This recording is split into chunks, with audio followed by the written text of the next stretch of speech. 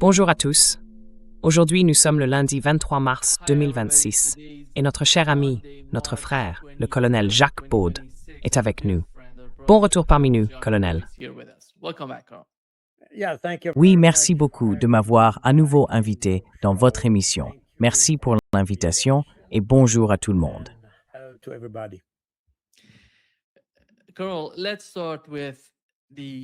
Colonel, commençons par la situation au Moyen-Orient, la guerre entre l'Iran et les États-Unis.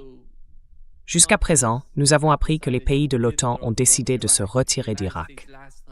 La nuit dernière, les États-Unis ont déplacé leurs troupes d'Irak vers la Jordanie en raison de la pression exercée par les actes de résistance en Irak.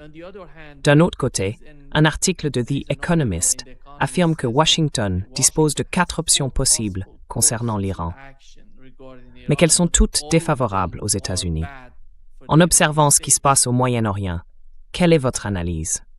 Qu'est-ce que les deux parties, les Iraniens et les Américains, ont à apporter à la table des négociations?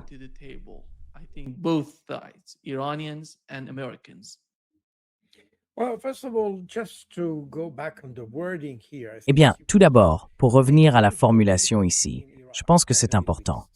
Il n'y a pas d'OTAN en Irak ni au Moyen-Orient. Le Moyen-Orient est une zone hors du champ d'action de l'OTAN. L'OTAN est une organisation créée pour la défense de l'Europe occidentale. Point final. Il y a eu une exception dans le cas de l'Afghanistan, où l'on a considéré que la défense de l'Occident se jouait dans l'Hindu Kuch, comme l'avait dit à l'époque le ministre allemand de la Défense. C'était en 2001. Il y a eu cette opération de l'OTAN qui complétait l'opération américaine dans ce conflit, mais c'était plutôt exceptionnel. En Irak, il y avait des pays membres de l'OTAN impliqués, et c'est très similaire en Ukraine. Mais nous avons des pays de l'OTAN engagés dans un conflit, non pas l'OTAN en tant qu'organisation.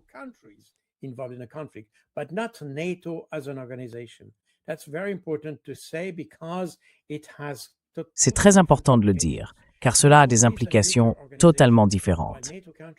L'OTAN est une organisation nucléaire, tandis que les pays de l'OTAN agissent à un niveau bilatéral, si l'on veut, ou peut-être simplement dans le cadre d'une coalition. C'est la différence entre une alliance et une coalition. Une coalition est un rassemblement opportuniste de pays pour un objectif précis, tandis qu'une alliance est une organisation qui englobe, par exemple, l'OTAN ou l'UTOWER. Elle lie un certain nombre de pays sur le long terme. Donc ici, ce ne sont pas vraiment l'OTAN qui est sorti d'Irak, mais les pays de l'OTAN. Je pense que c'est important de le préciser. Mais en tout cas, au-delà des mots, on voit que même les relations que les pays de l'OTAN entretiennent traditionnellement entre eux,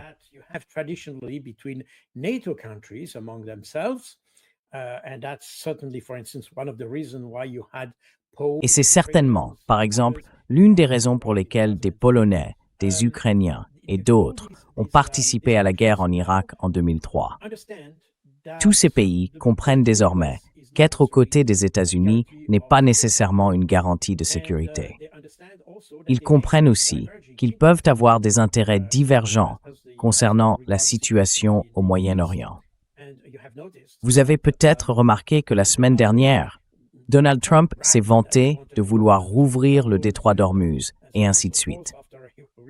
Après s'être rendu compte qu'il ne pouvait probablement pas le faire seul, il a sollicité plusieurs pays alliés, l'Allemagne, la France, le Royaume-Uni, le Japon, et tous ont refusé de participer. Et il ne s'agit pas vraiment ici de l'OTAN, mais tout de même, d'ordinaire, on observe davantage de cohésion entre les pays occidentaux et les membres occidentaux de l'OTAN, si l'on peut dire.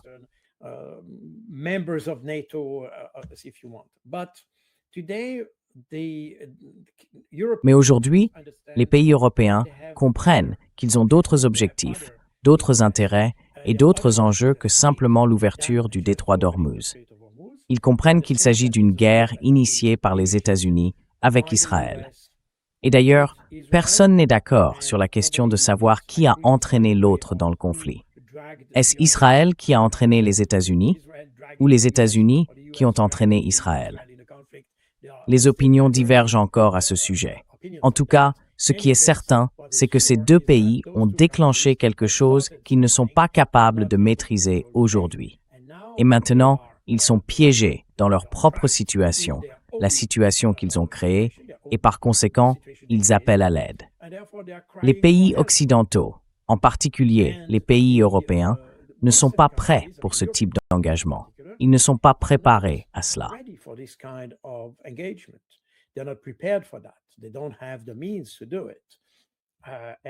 Ils n'en ont pas les moyens. Regardez simplement la situation de la Royal Navy, par exemple. Elle n'est même pas techniquement capable de fournir un soutien de navires de combat dans la région. Et la question de l'envoi d'un navire de combat n'est qu'un aspect. Car si l'on considère le détroit d'Ormuz, comme certains l'ont dit, c'est essentiellement une zone de tir. Lorsque vous entrez dans le détroit d'Ormuz, vous vous trouvez dans une zone si étroite que vous êtes pratiquement vulnérable à tout type d'attaque par missile ou par petits bateaux rapides, même si vous avez les moyens de vous défendre. Néanmoins, vous restez extrêmement vulnérable.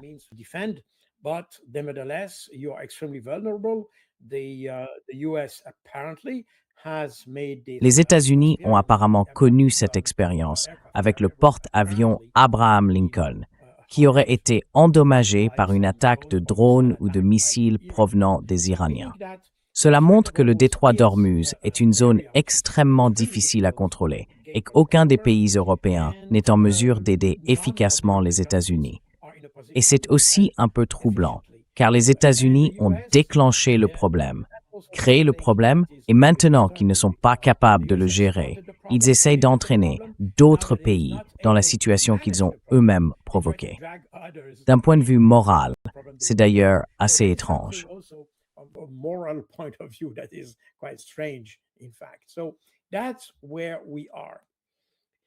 Voilà où nous en sommes. Nous sommes maintenant dans un conflit qui, comme je l'ai déjà dit dans votre émission la semaine dernière ou celle d'avant, était, je pense qu'il n'y a plus aucun doute en Occident, le résultat d'un mauvais calcul. Il a été mal évalué, à la fois par les Israéliens et par les États-Unis. Ils croyaient que l'Iran avait été profondément affaibli par la guerre de 12 jours et que, en raison de ce qui s'était passé en janvier, les manifestations, le gouvernement était également très fragile sur le plan intérieur. Ils pensaient qu'il faudrait très peu de choses pour renverser tout le gouvernement. C'était assurément une erreur d'appréciation, une mauvaise lecture de la situation en Iran.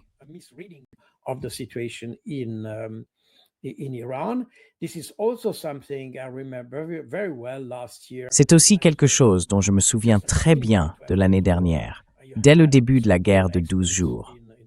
Il y avait des soi-disant experts, surtout en Suisse, qui affirmaient que 80% de la population était opposée au régime iranien et que ce régime ne tiendrait pas longtemps. Et en fait, ils prétendaient qu'Israël avait réussi à dominer un pays de 90 millions d'habitants. Eh bien, ce n'était pas le cas l'année dernière et ce n'est certainement pas le cas cette année. Nous voyons donc encore une fois exactement ce que nous avons vu en Ukraine, une mauvaise compréhension de la situation stratégique et opérationnelle sur le terrain qui conduit à sous-estimer l'ennemi et à surestimer nos propres capacités.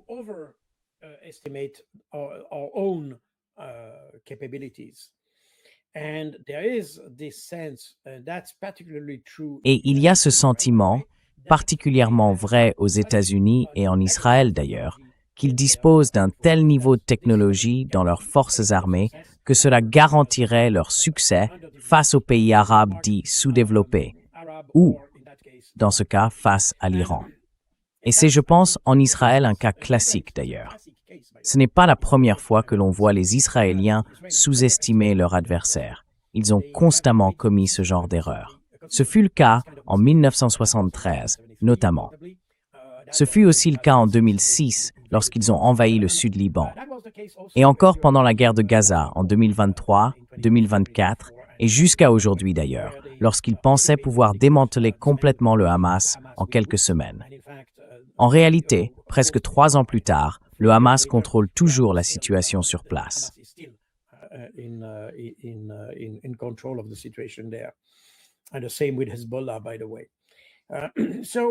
Et c'est la même chose avec le Hezbollah d'ailleurs. Il y a eu plusieurs commissions en Israël pour examiner quelle erreur de renseignement avait été commise, en particulier par l'Aman, le renseignement militaire. C'est l'équivalent de la DIA aux États-Unis, du GRU en Russie ou du GUR en Ukraine, pour ceux qui veulent une comparaison. L'Aman est un service de renseignement très puissant en Israël. C'est le renseignement militaire, mais il s'occupe aussi de la cyberguerre, de la propagande, du contrôle de la censure et de tout cela. Il est donc extrêmement puissant, probablement l'organisation de renseignement la plus puissante d'Israël. Et le réseau d'espionnage, que les gens confondent souvent avec lui, est essentiellement le Mossad.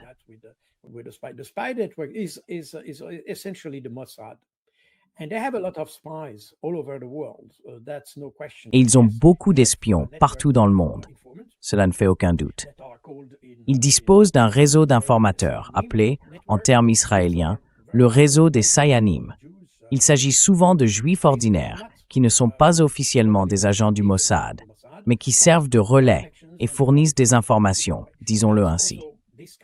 Ce type de réseau opère presque certainement aussi en Iran, et c'est probablement le même genre de réseau qui peut aider à localiser des personnes comme Khamenei ou d'autres généraux ou commandants. C'est un réseau de collecte de renseignements humains extrêmement puissant et très efficace.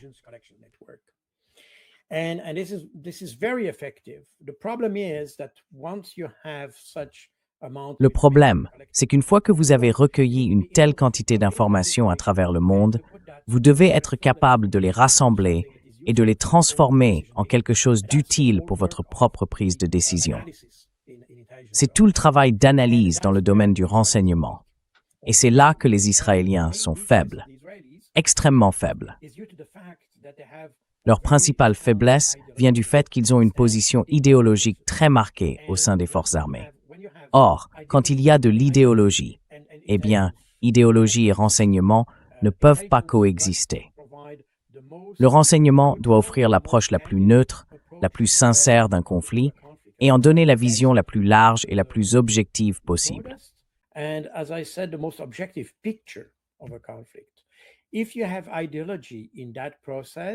Si vous introduisez une idéologie dans ce processus, cela signifie que votre analyse sera biaisée. Et il existe certains biais cognitifs particulièrement présents en Israël. Cela est également lié au fait qu'Israël possède un très fort ancrage religieux et que le sentiment de supériorité qui en découle a une influence extrêmement marquée sur la manière dont les analyses sont menées. Ironiquement, c'est aussi une source d'échec dans le domaine du renseignement. Et ce n'est pas nouveau.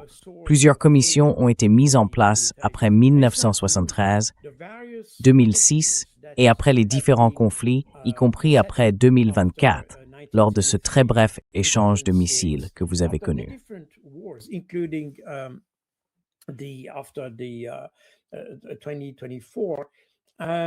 This very short exchange of missiles you had with between Israel and Iran, all these commissions. Entre Israël et l'Iran, toutes ces commissions ont identifié le problème comme une question d'analyse.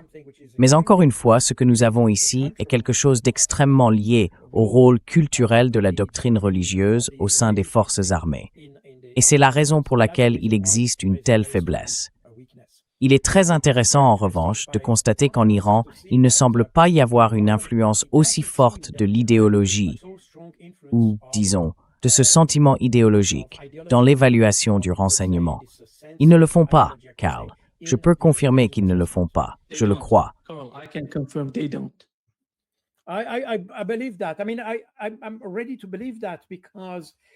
Je veux dire, je suis prêt à le croire, parce que lorsque j'examine la prise de décision, quand j'analyse le conflit en Iran et la manière dont ils prennent leurs décisions, je pars du principe que ce que nous voyons sur le terrain, le schéma des réponses fournies par l'Iran, illustre le type de décisions qui ont été prises. Et à partir de là, on peut évaluer la qualité de la prise de décision. On peut voir que, à mon avis, la prise de décision en Iran est d'une qualité extrêmement élevée.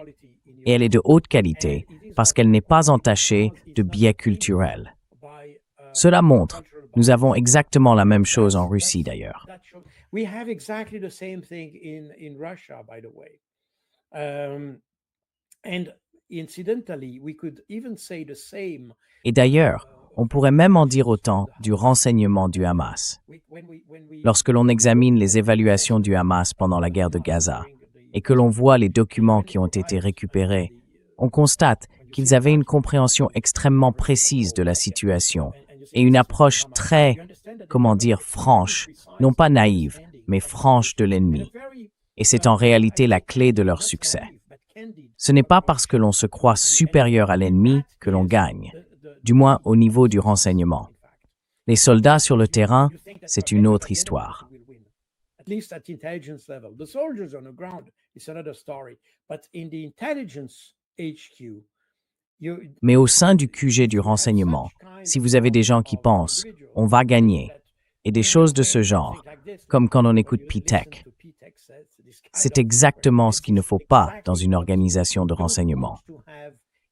Cela fausse complètement votre approche et votre compréhension d'un conflit, et c'est précisément ce qui conduit à la défaite. Et c'est probablement ce que nous voyons à l'œuvre ici, d'ailleurs. Car lorsque vous avez des personnes comme Trump ou Pete Hegseth, et que vous les entendez se vanter d'être si forts, d'avoir toutes les capacités et d'être bien meilleurs que les autres, ils pensent déjà avoir gagné. Et ce genre d'attitude mène à des problèmes.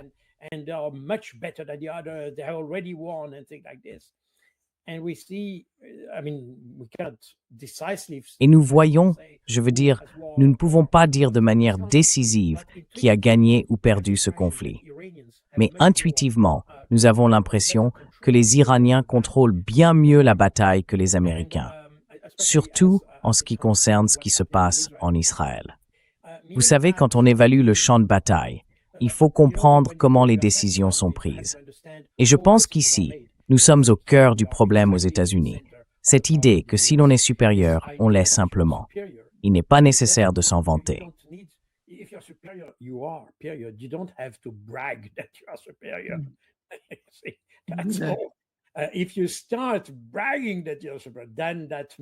Si vous commencez à vous vanter d'être supérieur, cela signifie que vous ne l'êtes pas. Et c'est exactement ce que nous voyons en fait. Donc, pour le moment, à mon avis, les Iraniens dominent le conflit, dans le sens où ils en fixent ou en imposent le rythme. Les Américains ont commencé la guerre, il n'y a aucun doute là-dessus, mais maintenant ce sont les Iraniens qui décident de ce qui se passe. Et on voit de plus en plus, en Occident, en Israël et aux États-Unis, des gens dire « Eh bien, nous devrions arrêter ce conflit ». Mais l'Iran dit « Non, nous n'arrêterons pas ». Parce que, comme je l'ai dit à plusieurs reprises, il existe certaines similitudes entre la situation en Iran et celle en Ukraine.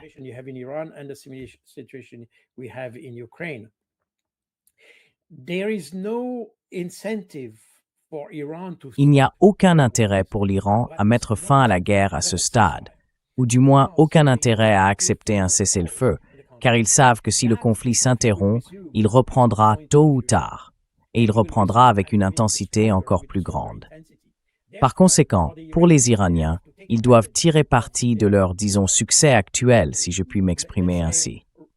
Ils doivent exploiter ce succès et le transformer en réussite stratégique.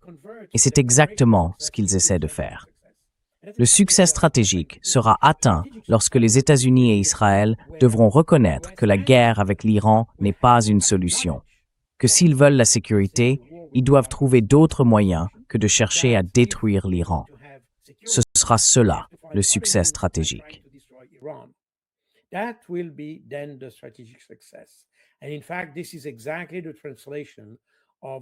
Et en fait, c'est exactement ce que le ministre des Affaires étrangères Araghchi a déclaré à plusieurs reprises.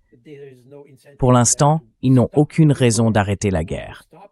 Ils veulent y mettre fin seulement lorsque Israël et les États-Unis reconnaîtront que la guerre n'est pas une solution aux problèmes qui les opposent. Voilà où nous en sommes. Les États-Unis ne l'ont pas encore admis, surtout pas au plus haut niveau de décision, à savoir Donald Trump, Pete Teixeira, et ainsi de suite. Ils pensent encore pouvoir obtenir une forme de succès.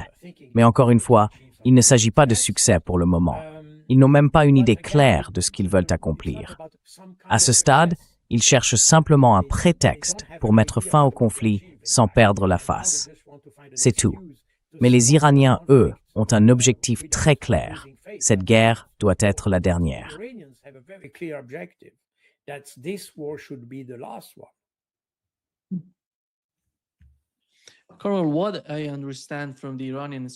Colonel, d'après ce que je comprends de la stratégie iranienne jusqu'à présent, je les vois dans une position similaire à celle de la Russie avant la contre-offensive de septembre, si vous vous souvenez, en septembre 2022.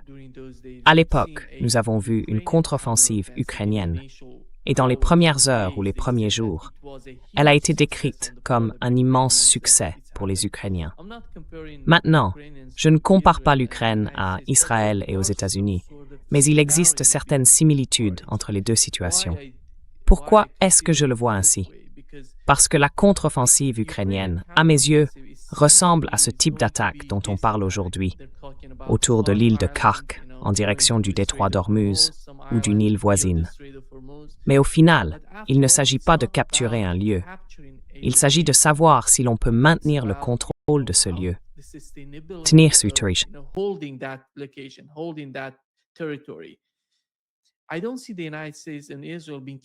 Je ne vois pas les États-Unis et Israël en être capables. Supposons qu'ils décident de prendre, je ne sais pas, l'île de Khark ou une île dans le détroit d'Ormuz. Ils n'auront pas l'avantage à long terme. L'Iran va les frapper, et les frapper durement. C'est là le problème. Et l'autre point que je remarque, l'Ukraine, comme tu sais, les États-Unis avec Israël, de la même manière que l'Ukraine avant la contre-offensive. C'est la façon dont Israël intensifie la guerre en attaquant les raffineries de pétrole. Pourquoi ont-ils besoin de faire ça? Pourquoi les États-Unis, Donald Trump, doivent-ils dire « Dans 48 heures, nous allons attaquer vos réseaux électriques » ? On dirait qu'ils ne sont pas en bonne position.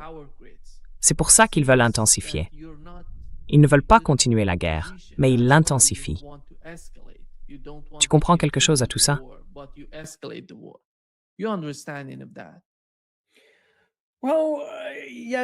Eh bien oui, je ne partage que partiellement ce que vous avez dit.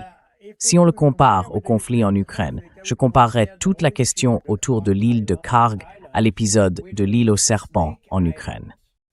Et pourquoi est-ce que je dis cela?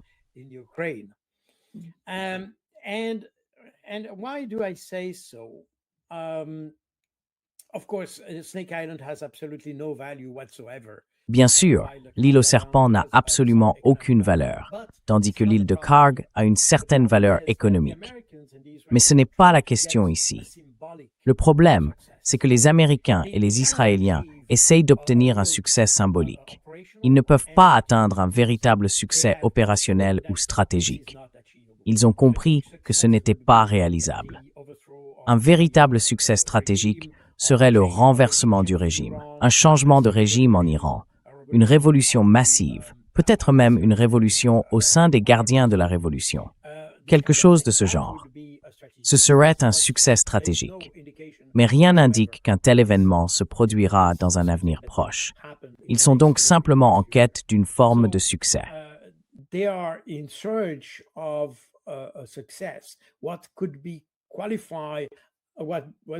Qu'est-ce qui pourrait être qualifié? Qu'est-ce qui constituerait un succès, ou même le mot « victoire » dans une certaine mesure? Et c'est probablement la raison pour laquelle ils veulent prendre l'île de Kharg maintenant. Cela se passera exactement comme les Russes ont géré la question de l'île aux serpents. Je veux dire, une fois que ces gens auront mis le pied sur ce rocher, ils seront bombardés. Point final. Et je suis convaincu, et c'est d'ailleurs quelque chose qu'ils ont déjà expliqué, que les Iraniens tiennent absolument à détruire l'ensemble de l'île de Kharg plutôt que de voir une base des marines américains s'y installer. Par conséquent, ils sacrifieraient même tout le terminal pétrolier et tout ce qui s'y trouve. Cela ne servirait à personne. Je veux dire, s'ils détruisent le terminal, cela affectera certainement l'économie iranienne.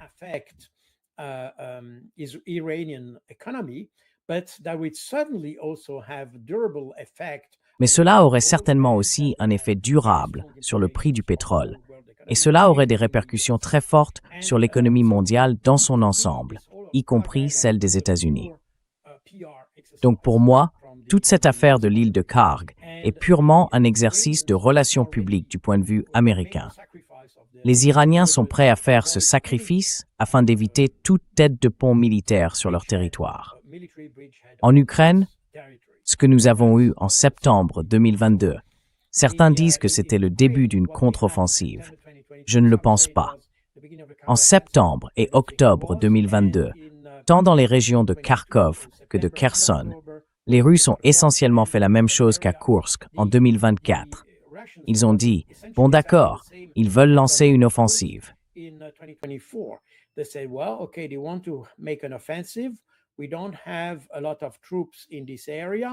Nous n'avons pas beaucoup de troupes dans cette zone. C'est quelque chose que j'avais déjà démontré avant septembre. En juillet 2022, sur une carte que j'ai présentée, j'ai montré qu'il s'agissait de secteurs très faibles du front du côté russe. Les Russes n'ont donc pas essayé de les renforcer. Ils ne voulaient pas se battre avec des capacités inférieures. À la place, ils ont préféré se retirer, attendre l'ennemi et le détruire dans une sorte de zone de tir. Ils ont transformé toute la région autour de Kharkov en septembre 2022, de Kherson en octobre 2022, puis de Koursk en 2024, en une très vaste zone de destruction. Kursk in 2024, they converted that into a very vast kill zone. And that's, in fact, the Ukrainians found themselves trapped. En réalité, les Ukrainiens se sont retrouvés piégés dans ces zones. Nous le savons, car le retrait russe a eu lieu plusieurs jours, voire plusieurs semaines avant l'offensive ukrainienne.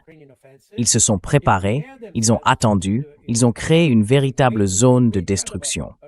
Ils ont laissé de vastes espaces ouverts pour permettre aux Ukrainiens d'y entrer, et ils avaient des troupes tout autour de ces zones, prêtes à réagir avec des tirs d'artillerie et un appui aérien rapproché pour anéantir ces forces. C'est exactement ce qui s'est produit à ces trois occasions. C'est donc une histoire très différente de celle que nous avons en Iran.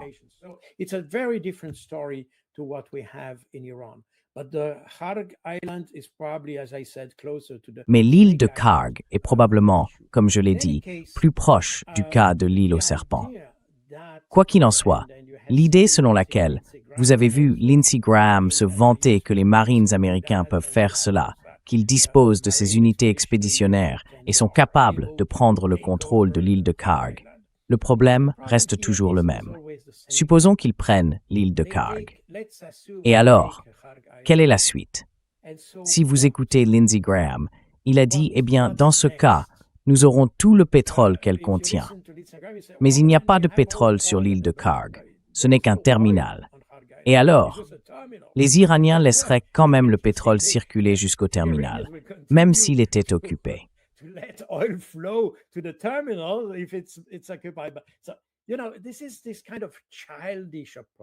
Donc, vous savez, c'est ce genre d'approche enfantine de la guerre qui me frappe dans cette façon de penser. Et nous avons exactement la même chose avec la guerre en Ukraine du côté occidental. Nous avons une approche enfantine des choses. Nous ne voyons jamais la dimension stratégique du conflit. Nous voyons le conflit comme un événement tactique. C'est exactement pour cela que nous perdons. Vous savez, si vous regardez la carte et que vous observez l'île de Karg, elle est proche des côtes iraniennes, très loin du détroit d'Ormuz, d'ailleurs. Donc, tout d'abord, cette force expéditionnaire doit atteindre le détroit d'Ormuz, puis elle doit atteindre l'île de Karg, ce qui n'a rien d'évident.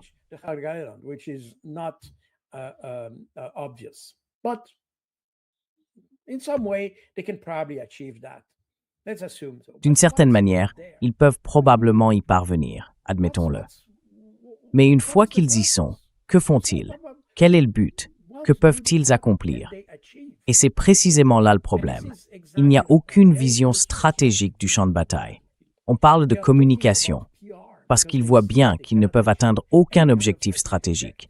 Alors, ils essayent d'obtenir un succès opérationnel. Mais encore une fois, l'idée, ou plutôt l'idéal, dirais-je, en temps de guerre, c'est de transformer un succès opérationnel en succès stratégique. C'est exactement ce que les Iraniens essaient de faire, et en réalité font déjà. D'après les indications dont nous disposons, ils pourraient obtenir un succès stratégique dans la manière dont ils frappent Israël. Car il arrivera un moment, même s'il n'y a pas de combat stratégique de l'Iran à l'intérieur d'Israël.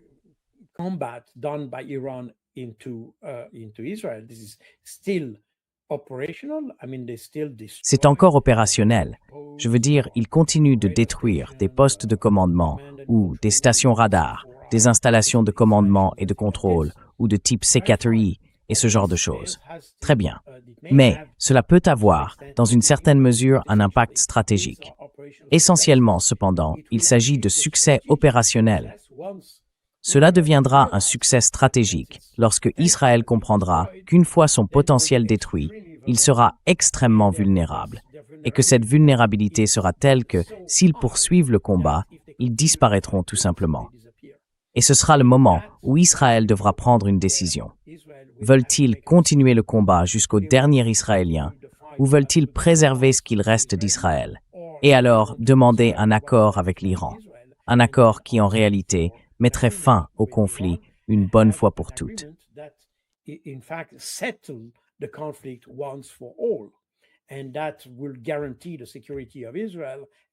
cela garantira la sécurité d'Israël et celle de l'Iran en même temps, à condition, bien sûr, que l'Occident, les États-Unis et Israël ne rompent pas l'accord qu'ils ont signé, ce qui est un autre sujet dont nous pourrions évidemment discuter. Mais sans entrer dans cet aspect, l'idée d'un succès opérationnel est que l'on peut le transformer ou l'utiliser pour atteindre un succès stratégique. Adopter des lignes directrices strictes n'a qu'un effet très limité. Personnellement, je ne vois pas beaucoup de façons de transformer ce succès en un succès stratégique. Et c'est la raison pour laquelle, je ne sais pas ce qu'il adviendra, mais je peux probablement anticiper que si un débarquement a lieu sur la côte de l'île de Karg, cette île sera bombardée et encore bombardée. Et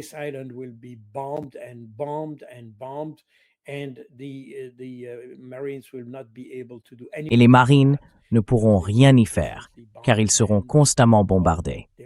Ils devront se retirer ou mourir sur place. S'ils n'ont pas la capacité de riposter à ces attaques de missiles, il y a peu de chances qu'ils puissent obtenir un quelconque succès stratégique à partir de cette île. C'est pourquoi je considère cela comme une sorte de phase de relations publiques de la guerre. C'est la seule manière pour les États-Unis de montrer, plus ou moins, une première perspective de succès, si l'on veut, simplement pour convaincre les gens qu'ils sont en train de gagner. Mais c'est tout. Ils convaincront seulement les Occidentaux qu'ils gagnent, mais cela ne se traduira pas par une réalité sur le terrain.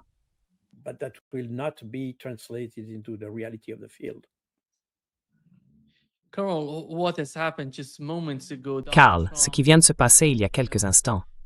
Donald Trump a annoncé « Je suis heureux de vous informer que ces 2 derniers jours, des négociations très fructueuses ont eu lieu entre les États-Unis et l'Iran.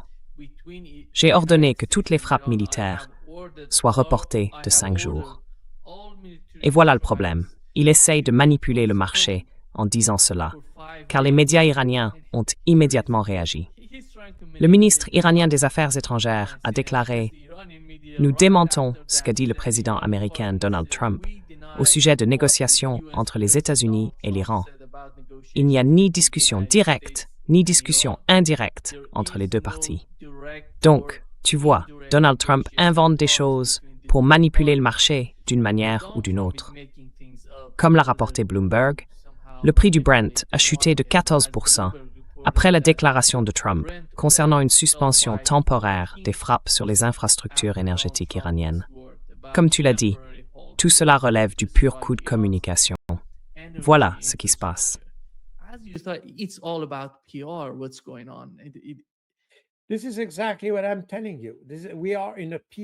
C'est exactement ce que je te dis.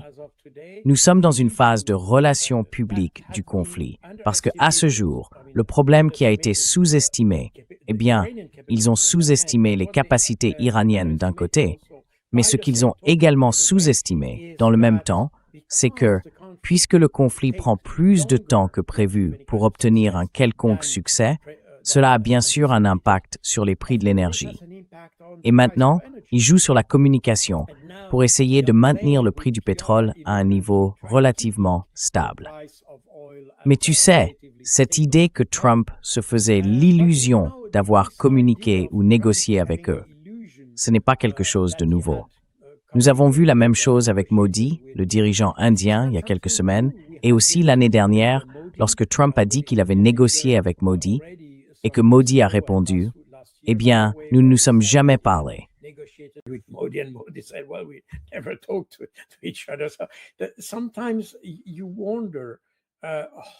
Parfois, on se demande comment ce leadership fonctionne. La gouvernance aux États-Unis fonctionne parce que, entre la fantaisie et la réalité, il existe une sorte de mouvement fluide entre les deux. Et donc, on ne peut pas se fier à ce que dit Donald Trump. Il ne tient même pas ses promesses. Il promet des punitions, des destructions, tout ce que l'on veut, et au final, il n'est pas capable de le faire. Peut-être que ce n'est pas opportun de le faire, ou peut-être que c'est simplement irréalisable, physiquement parlant, parce qu'il n'a pas les ressources nécessaires. Nous sommes donc toujours quelque part entre la fiction et la réalité. Nous avons vu exactement la même chose avec les droits de douane l'année dernière. C'est le même schéma. Il menace d'imposer des droits de douane de 500%. Et au final, il sait qu'il est impossible de mettre en œuvre une telle décision, car elle aurait des implications bien plus vastes qu'il ne l'imagine.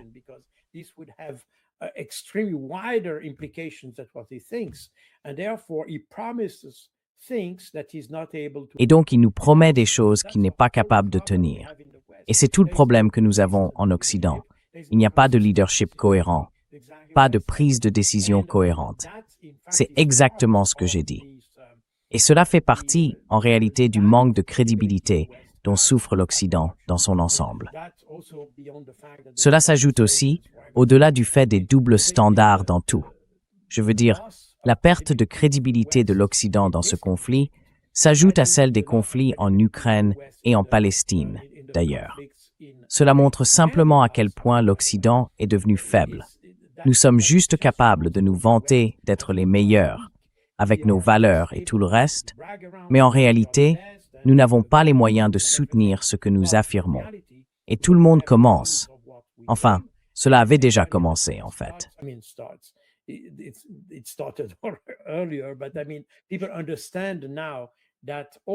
Mais je veux dire, les gens comprennent maintenant que tout cela n'est que de la communication. Et c'est exactement ce que nous avons. D'ailleurs, lorsque Trump suggère d'arrêter ou de frapper l'Iran, cela montre précisément ce que j'ai dit. Maintenant, ils essayent de trouver une porte de sortie, mais ils n'en ont pas. Le problème, et c'est quelque chose que j'ai déjà expliqué la semaine dernière sur votre chaîne, que l'Iran ne peut pas se permettre d'avoir simplement un cessez-le-feu. C'est exactement la même situation qu'avec la Russie et l'Ukraine.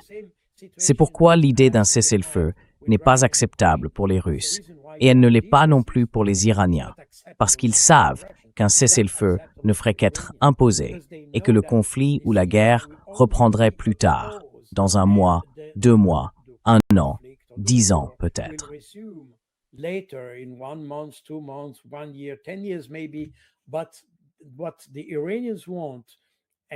ce que veulent les Iraniens, et les Russes aussi, en Ukraine, c'est régler le conflit une bonne fois pour toutes. Ils veulent une solution qui empêchera toute reprise des hostilités dans un avenir proche. Et l'Iran y est attaché, car ils savent, d'après l'expérience passée, qu'Israël et les États-Unis ne sont pas capables de tenir parole, d'honorer les signatures qu'ils apposent sur un traité. Par conséquent, pour l'Iran, il ne s'agit pas, ou plutôt, il ne vise pas, simplement à obtenir une feuille de papier signée par Trump, Netanyahou, et ainsi de suite. Ils ont besoin de garanties que la guerre ne reviendra pas, qu'elle ne reprendra pas à un moment donné. Et cela est extrêmement difficile à obtenir. And that is extremely difficult to achieve. And that means that Iran will continue Et cela signifie que l'Iran continuera jusqu'à ce qu'Israël et les États-Unis reconnaissent qu'il n'existe aucun autre moyen de mettre fin au conflit que d'accepter les conditions de l'Iran. Ce que nous voyons aujourd'hui avec la déclaration de Trump correspond exactement à ce que j'ai dit. Les États-Unis essayent d'entraîner l'Iran dans un cessez-le-feu temporaire, et ce n'est pas ce que veut l'Iran. L'Iran veut une solution définitive au conflit. Tant que l'Iran et les États-Unis ne comprendront pas cela, le conflit persistera. L'Iran est donc déterminé à obtenir une victoire décisive. Et lorsque je dis victoire décisive, le mot décisive signifie que cette victoire doit avoir un impact durable, en particulier un impact définitif sur la prise de décision américaine et israélienne. C'est pourquoi on parle de victoire décisive. C'est une victoire qui change les décisions. C'est exactement ce que vise l'Iran. That's exactly what Iran is aiming at.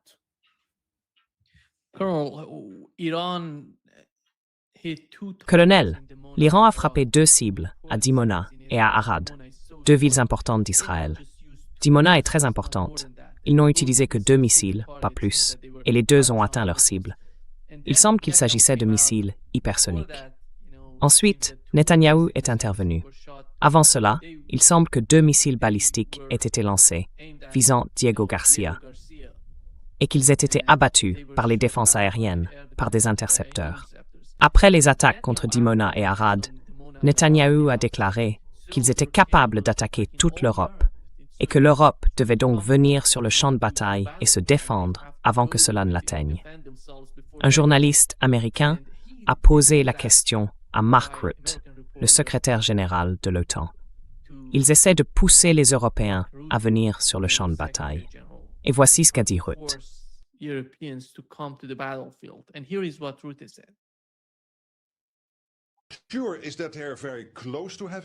Ce qui est certain, c'est qu'ils sont très proches d'acquérir cette capacité.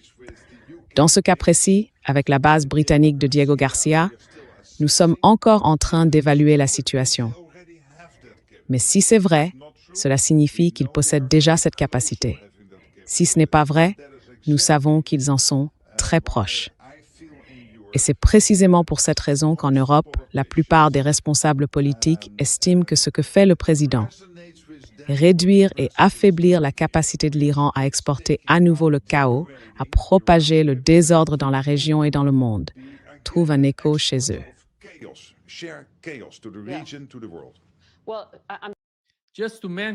Juste pour préciser, je n'ai vu aucune confirmation de la part des Iraniens qu'ils aient essayé de frapper Diego Garcia. Je ne sais pas quelle est la réalité à ce sujet. Tu comprends, n'est-ce pas?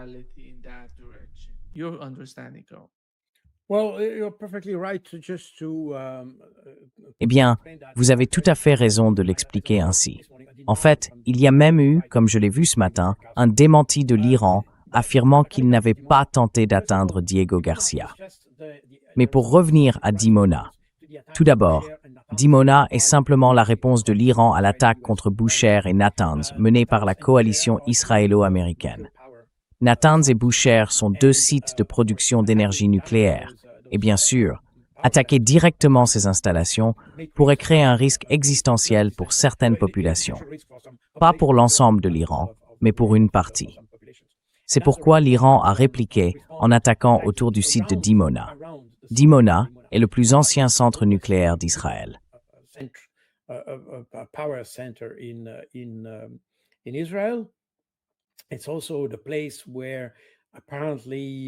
C'est aussi l'endroit où apparemment l'armement nucléaire a été conçu et probablement produit. Je ne connais pas les détails à ce sujet, pour être honnête. Mais les Iraniens ont été très prudents de ne pas frapper la centrale elle-même. Ils ont attaqué des objectifs autour, montrant qu'ils ont la capacité de frapper la centrale, mais qu'ils ne voulaient pas le faire pour des raisons évidentes de sécurité et de sûreté. Or, ce type de ciblage que nous voyons de la part de l'Iran, contrairement à celui d'Israël et des États-Unis qui ont directement frappé les infrastructures nucléaires, est différent. L'Iran, au contraire, frappe autour de la structure pour démontrer sa capacité, mais ne veut pas provoquer de dégâts.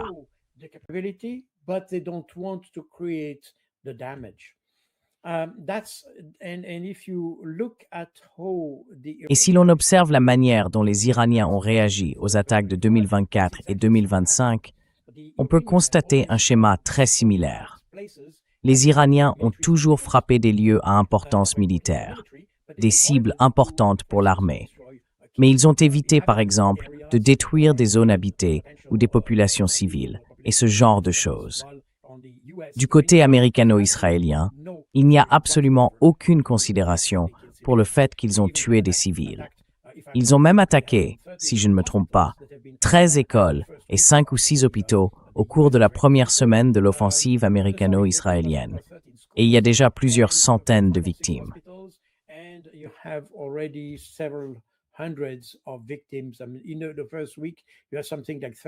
Au cours de la première semaine, il y a eu environ 1300 victimes, probablement plus. Je n'ai pas vu les chiffres les plus récents. Mais quoi qu'il en soit, on peut voir que les Iraniens sont extrêmement prudents dans la planification de leur riposte. Ils veulent montrer qu'ils sont capables de frapper, mais ils ne veulent pas le faire tout de suite. Cela présente un avantage, car cela leur donne la possibilité d'intensifier leur réponse avec les mêmes missiles, simplement en frappant un autre endroit, ce qui permettrait à l'Iran d'escalader le conflit en utilisant exactement les mêmes moyens. Et c'est extrêmement astucieux.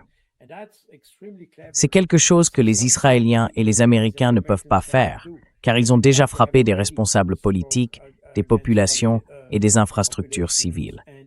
C'est donc certainement un élément dont il faut tenir compte.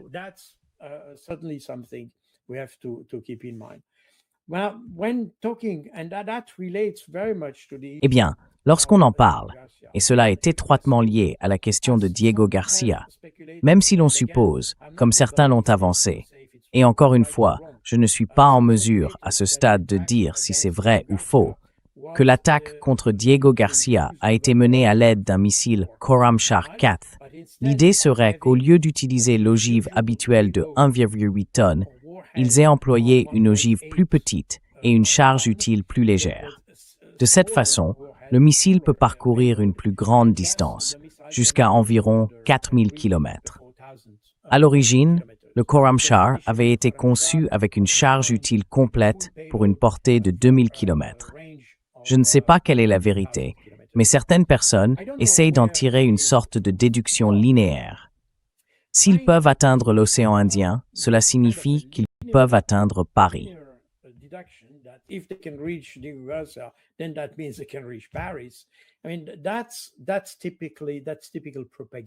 Je veux dire, c'est de la propagande typique, rien d'autre.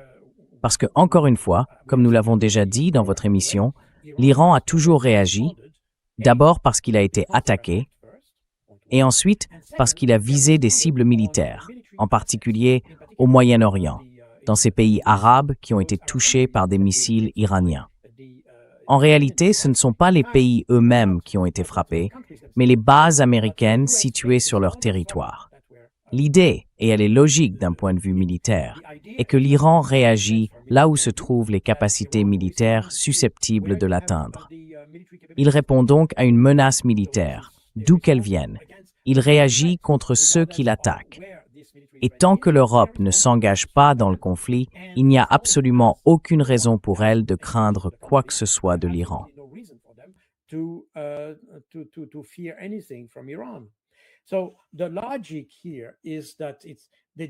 Donc la logique ici consiste à simplement prendre le nombre de kilomètres et à dire, eh bien, s'ils peuvent atteindre Diego Garcia, cela signifie que Paris est en danger. Non. Paris n'est pas en danger si Paris ne participe pas à la guerre. Point final. Vous voyez? Et encore une fois, si l'on observe la manière dont l'Iran choisit ses cibles, on voit que ce n'est pas fondé sur des fantasmes. C'est extrêmement bien calculé, extrêmement bien calibré en fonction de la menace qu'ils reçoivent. C'est très soigneusement planifié pour frapper là où il faut frapper, pas simplement pour impressionner le monde. Vous voyez, c'est très important de le dire. Et c'est quelque chose que, bien sûr, l'Occident ne parvient pas à comprendre. Et cette déclaration de Mark Rutte est très inquiétante, je pense, car elle révèle cette faiblesse intellectuelle que l'Occident a dans sa compréhension de la manière dont la guerre est menée. to understand how war is waged. And that's exactly, in fact, what Mark Rutte Et c'est said. exactement, en fait, ce que dit Mark Rutte. Il ne considère pas le conflit comme ayant été mené par l'Iran. Il part simplement du principe que l'Iran agit comme l'Occident parce que l'Occident agit ainsi. Il frappe les populations civiles, il frappe les infrastructures civiles et il déclenche des guerres. Car souvenez-vous, dans ce cas, et c'est d'ailleurs très intéressant, si l'on revient au communiqué conjoint de l'Allemagne, du Royaume-Uni et de la France du 1er mars de cette année, juste après les premières frappes d'Israël et des États-Unis, ce communiqué condamnait la riposte iranienne et affirmait que l'Iran avait attaqué le Moyen-Orient, c'est-à-dire les pays arabes du Moyen-Orient. Et rien de tout cela n'est vrai. L'Iran a le droit de se défendre, et il se défend contre les bases d'où provenait la menace.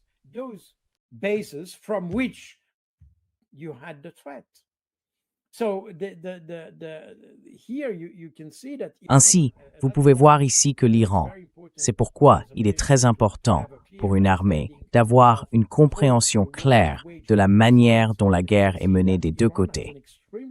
Vous pouvez constater que l'Iran adopte une approche extrêmement rationnelle dans sa prise de décision concernant la conduite de la guerre et la gestion du ciblage, afin d'éviter une escalade inattendue.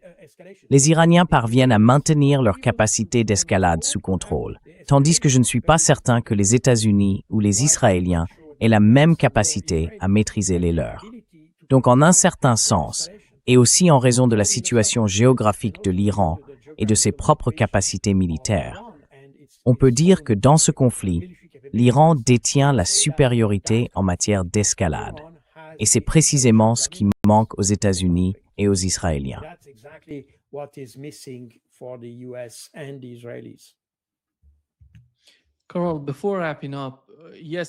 Carole, avant de conclure, hier, nous avons entendu le porte-parole d'Ansar Allah au Yémen dire qu'ils étaient prêts à se joindre au combat.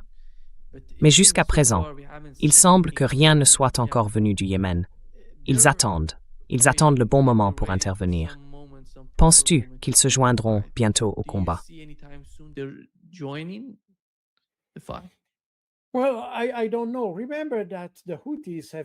Eh bien, je ne sais pas. Rappelez-vous que les Houthis ont rejoint le conflit en 2023, après le 7 octobre. Mais leur objectif était très clair. Encore une fois, nous avons ici un processus de prise de décision extrêmement rationnel. Le but même de l'engagement des Houthis dans le conflit était d'imposer un cessez-le-feu. Ils ont déclaré que tant qu'il n'y aurait pas de cessez-le-feu à Gaza, ils continueraient à frapper. Ainsi, toute la question était motivée par la soi-disant responsabilité de protéger. En réalité, ce qu'ils ont fait est en parfaite conformité avec la Charte des Nations Unies. C'est quelque chose que nous n'aimons pas dire en Occident, mais en vérité, c'est exactement ce qu'ils ont fait.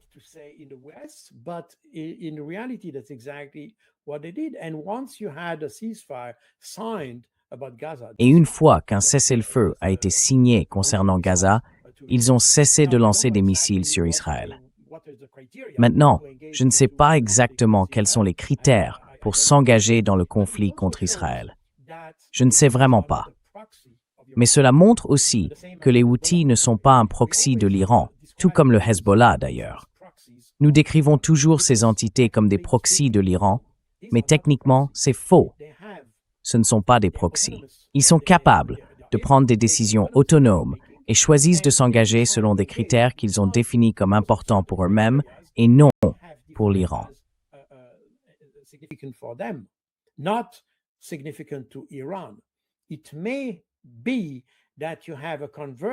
Il se peut qu'il y ait une convergence d'intérêts, mais je dirais que c'est plus ou moins accidentel, dans le sens où les Houthis n'interviennent pas parce que l'Iran le leur demande. Ils interviennent parce qu'ils décident eux-mêmes de vouloir aider l'Iran ou les Palestiniens. C'est exactement la même chose avec le Hezbollah d'ailleurs. Vous pouvez avoir des intérêts qui se recoupent, mais ce n'est pas cela qui détermine la prise de décision, ni du Hezbollah, ni des Houthis. Ils ont leurs propres objectifs, régionaux et nationaux, et agissent en fonction de ceux-ci. Et c'est pourquoi je ne peux pas dire aujourd'hui si les Houthis rejoindront la guerre, car je ne sais même pas quels sont leurs critères. Because I don't even know what their criteria are. They may define this in the future, or maybe I haven't been. Ils pourront peut-être définir cela à l'avenir, ou peut-être que je n'y ai simplement pas prêté attention jusqu'à présent. Mais en tout cas, nous voyons qu'il s'agit d'une décision autonome. C'est très important à comprendre. Cela signifie aussi que d'autres pays pourraient éventuellement avoir une réaction similaire à celle des Houthis. Nous sommes donc dans une situation où, personnellement, je ne pense pas que nous nous dirigions vers une troisième guerre mondiale. Mais il est tout à fait possible que nous allions vers une guerre régionale plus étendue. C'est, à mon avis, quelque chose de possible. Mais encore une fois, je n'ai pour l'instant aucun élément permettant de l'affirmer. Cela reste de la spéculation et il n'y a pas de preuve à ce stade. Voilà ce que je pense. Le Hezbollah, bien sûr, a été attaqué par Israël et il y a toujours une présence israélienne importante au Liban.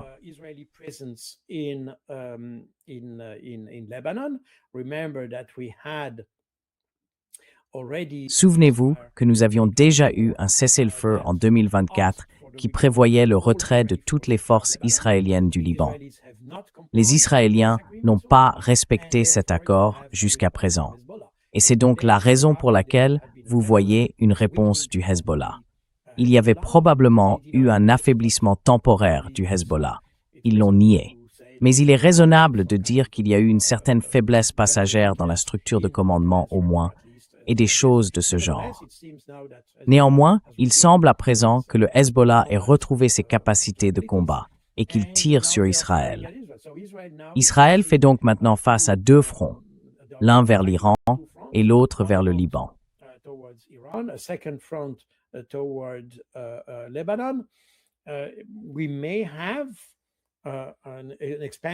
Nous pourrions assister à une expansion des opérations à l'intérieur. Je veux dire, je ne sais pas si les Palestiniens saisiraient l'occasion d'élargir leur lutte dans ce contexte, et donc aussi d'obtenir le soutien des Houthis. Je n'en suis pas sûr, mais je dirais que si j'étais israélien, je considérerais la situation actuelle comme extrêmement dangereuse, car c'est une tentation pour tous ces pays mécontents d'Israël ou de ses décisions. C'est une situation de faiblesse, dans laquelle Israël est probablement, non pas facilement, mais tout de même plus vulnérable, et pourrait plus aisément être vaincu dans un tel contexte que dans une situation normale.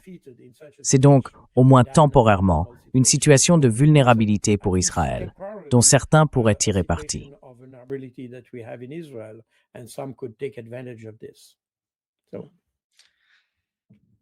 Merci beaucoup, Carole, d'être avec nous aujourd'hui.